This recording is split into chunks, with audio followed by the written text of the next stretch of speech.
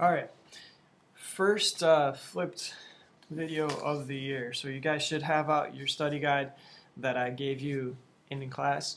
This one's going to be pretty straightforward. Later in the year, you'll just take notes. This one's going to be fill in the blank. There's a couple questions you have to think about, but for the most part, it goes in the same order, and you just need to answer the questions as they come along. You do need to have it done by the time I told you in class because you're going to need that for class, and it'll probably be a homework grade to go along with that.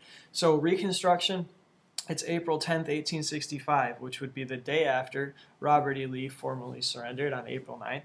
So we are looking at what do we do now? We have had two countries that have been fighting for 4 years, and now we don't. So now what comes next? So if you look at this picture, where and when do you think this picture was taken? Obviously, you know what we're talking about. That's a southern city, and that's what you would have seen that was typical. So if you look at that picture, it gives you a good idea of the destruction. Like, that's not a place you can live, work, or do anything useful in. It has to be rebuilt first. So what do you think three things that people did in the following years after that photograph? Obviously, you know, you can take it and think on your own, but there's some pretty obvious things that needs to be done there. So if you take a quick look here at our map, if you don't remember from before, there's who's fighting and who they're fighting against. So the southern states, slave states, free territories, and the free states. So just a little bit of a refresher, if you remember, basically you're looking at somewhere around a million casualties,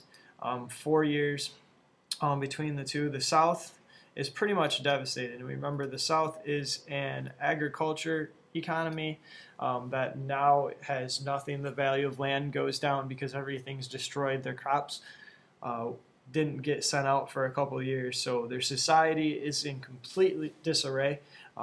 You have about 45% of your slaves, or your population that was former slaves, and they face just huge challenges. They go from no land, no property, and an inability to do anything to now they are free. So you don't have anything. What are you going to do? Where do I live? Do I live where I used to live? Do I live free? Where do I go? What happens? I can't read or write. How do I get a job? The only thing I know how to do is to cut cotton, and I don't. Can I vote? Do I not? How to vote? How do I deal with these former people around me? How do I, have enough food? I don't even have land to grow a garden. So they have these huge, massive challenges that they have to deal with, and that's really a big part of Reconstruction. So we're going to look at the plan. Reconstruction actually starts before the Civil War is over. Okay, so Lincoln and the leaders in the North know that when they win, or if they win, which they believe they were going to win, and by 1864, it was probably mostly a matter of time. And by the time that they have a plan laid out. They know what they're going to do. Lincoln actually starts Reconstruction early because he wants to get some of the states to come back, leave the Confederacy. So his plan is laid out a couple years before it's over because he's trying to entice them to come back to the Union. So we see in the North, Reconstruction, the idea of what to do is a bitterly divided issue. So some people believe restitution. You're going to make the South pay back some of the money. You're going to make them earn their way back into the Union. You're going to make them pay to rebuild the South. We're not going to help them that much because they just started a war and a bunch of people died and it's their fault. Reconciliation, which is the side Lincoln was on, was like, look, we just need to be one country again, get everybody back together, and let's go from there. So April 14th, 1865, we have the new president. Lincoln is assassinated and dies. So we have Andrew Johnson, and he is a Southerner. He's one of the few, actually he's the only senator, I believe, from the South to stay with the Union. So he stays and gets rewarded by being the vice presidential candidate with Lincoln. But he grows up in the South. He was a poor white person. He does not like the planter class. But other than that, he thinks that the way the South was before is fine. He blames everything on the wealthy people. So he doesn't want to change Southern society any more than what he has to. And now he's the one that's left administering the plan. So we basically have two competing plans for Reconstruction. The first one we're going to call Presidential Reconstruction. And the second one we'll call Congressional Reconstruction. So Presidential Reconstruction is on the left-hand side of your chart, and it pretty much goes in order with the way I have them listed here. So 1863 is when this first starts, and that's what the authorized by box. So the Proclamation of Amnesty and Reconstruction is the issue, is where Lincoln comes up with this plan and where he first lays it out. Now Johnson administers the plan and he changes some things, and he doesn't get along with the congressional people very well, so the plan doesn't work. But it started out as Lincoln's plan. So the reason behind this was that they believe the southern states never left the Union and they need to be treated like states. So this would be like someone in your family doing something wrong. You're going to treat them differently than someone that's not your relative. So they believe, look, they're part of us. Let's just get them back in here and let's, patch things over. This plan did not authorize black voting as presented under Johnson. It only required 10% of the voters to take a loyalty oath. So 1 out of 10 people. Think about a class of 30, that's 3 people that had to say, I want to be part of the Union, and you could be back in. So it's 27 that don't. Voters were white males at this point, so it would be 1 in 10 white males had to say, I am loyal to the Union, and they could come back in. It authorized a Freedmen's Bureau, which was a government or military run, later as a military run, but a government organization funded to help the former slaves. They were called freedmen or freeman, and that actually gets defunded by Johnson. He doesn't think that that's needed. That's just going to mess with the South. He wants the South to get back to normal, without slaves anyway, as soon as possible. So he doesn't fund it. You're going to see in a few minutes that changes. It allows all the Southern congressmen back into Washington, so they get to retake their elected seats. They have an election, and the same guys get elected, and they put them right back in. It is governed by governors and state government, so the South gets to rule themselves. They don't have Northern interference, and it does include the 13th Amendment, which means that there's no slavery.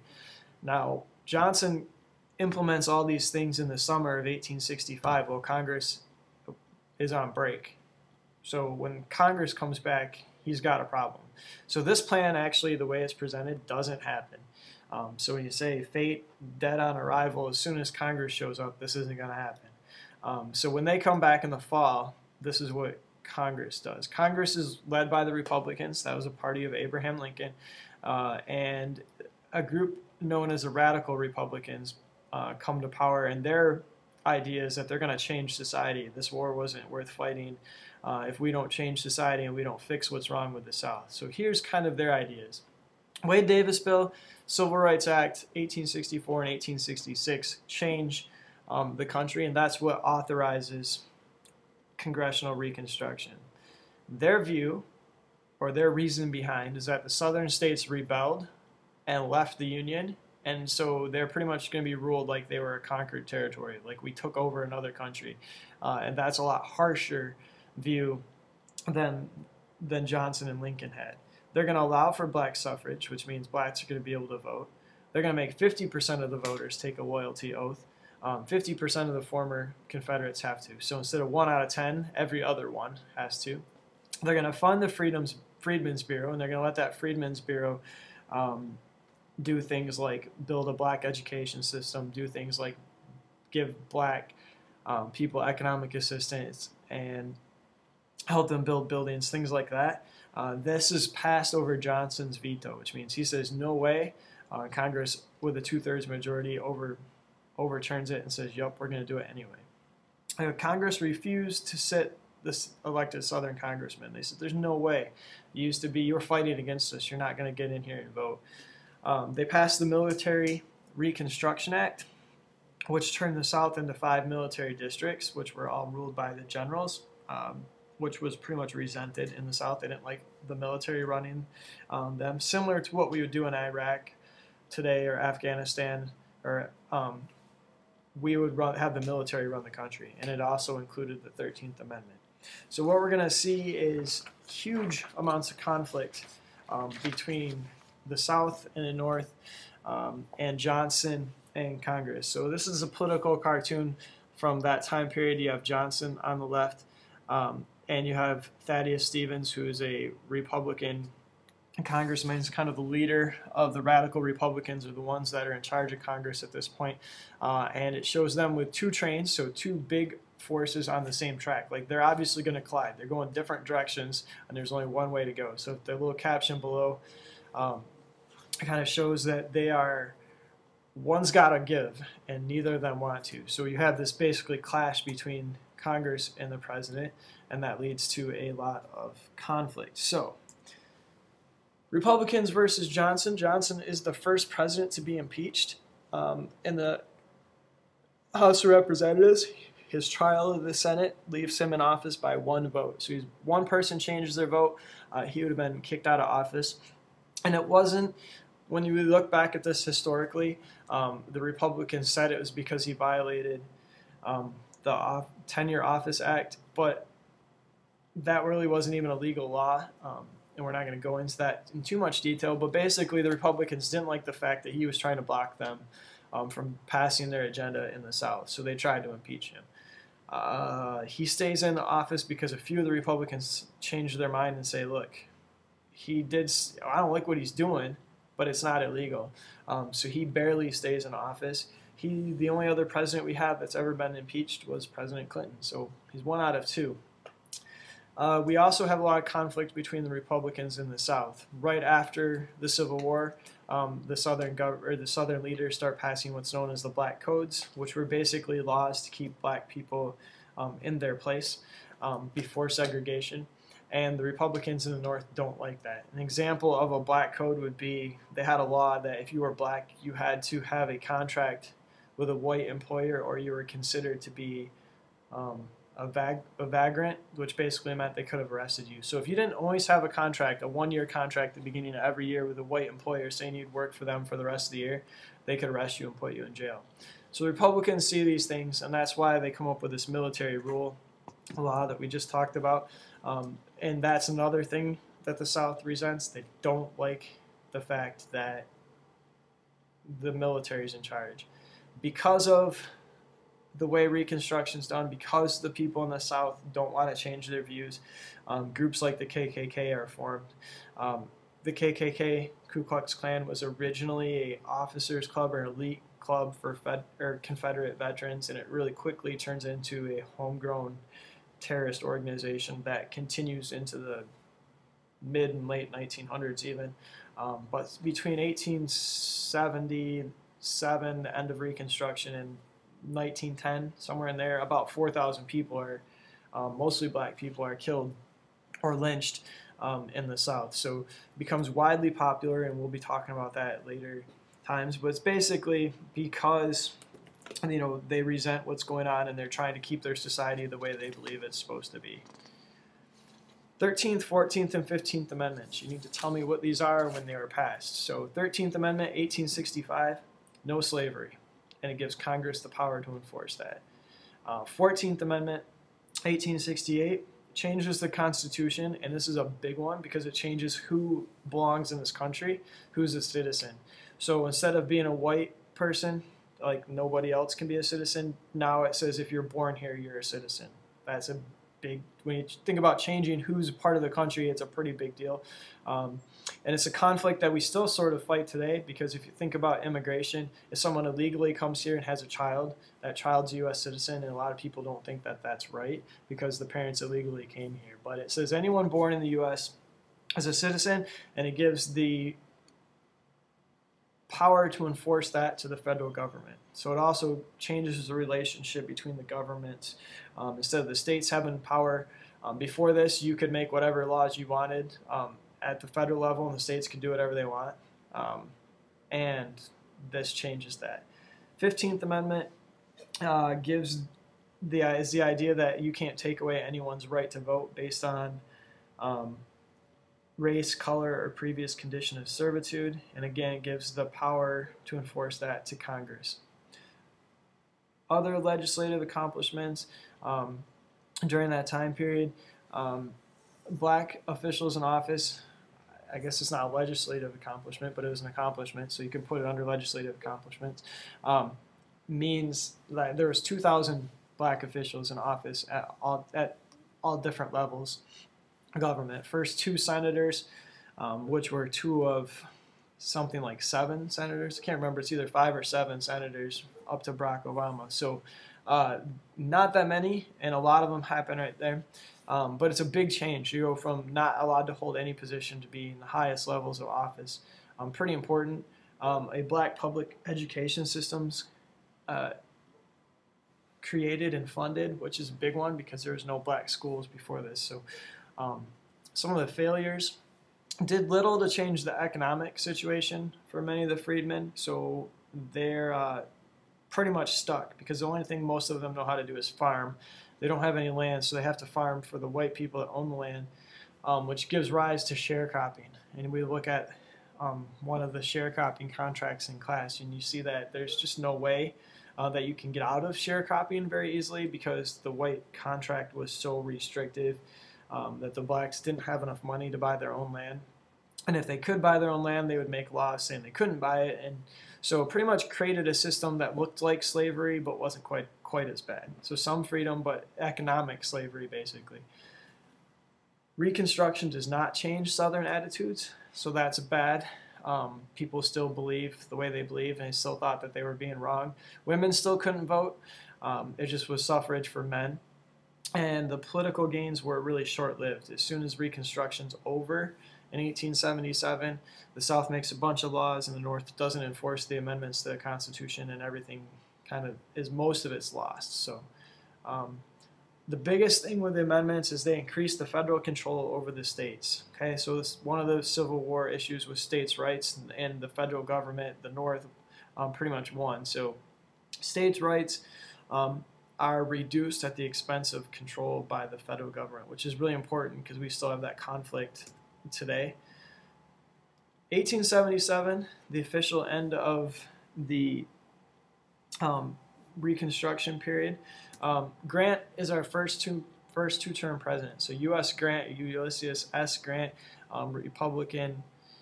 He's one of the former generals of the Union Army, leader of the Union Army. So he's a war hero. So he's the first two-term president in 40 years. He rebuilds the Republican Party in the South, but he doesn't bring any white people into it. So the Republican Party in the South is almost exclusively freedmen or black people. He tries to enforce the Civil Rights Act through the military, but he gets weakened by scandal and corruption. Back then, you would give government jobs to your friends. That was just common. It's called patronage. That was just how it worked. But his friends were corrupt, and there was several scandals during his administration that weakened his authority. So during this time period in the South, you see economic suffering. You see the South struggling to rebuild its economy, not doing very well, struggling to rebuild its infrastructure, and they regret or they dislike everything that's being done to them. So the white people separate themselves from the black people, and segregation starts to become the norm. So that leads us to the official end of Reconstruction, which is 1877. The election of 1876 was disputed. It wasn't clear who won. So the Republicans, who'd been in the presidency since Lincoln, they want to stay in the presidency. The South wants the Republicans and the military out of the South. So the Democrats in the South say, here's the deal. Our candidate, Samuel Tilden, will let the Republican candidate, Rutherford Hayes, have the presidency. If, and only if, you remove all your troops from the South, you give us at least one person in the cabinet, the presidential cabinet, and you give us some legislation to help us rebuild. Okay? This is known as their corrupt bargain, as in, like, it's not the right thing to do, but they were trying to avoid the second round of the Civil War, or at least more conflict. So the Republicans get what they want. Hayes is the president, and they are forced to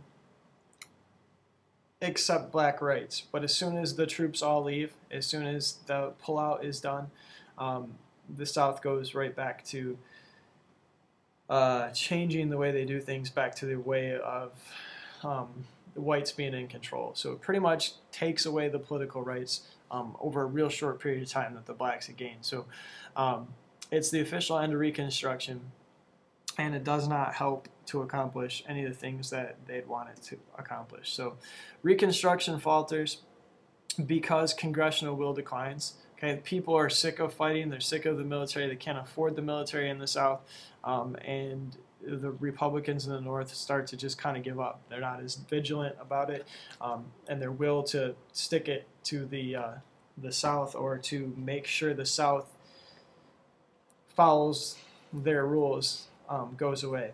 So the unpopularity in the South and the resistance from groups like the KKK make it hard to enforce.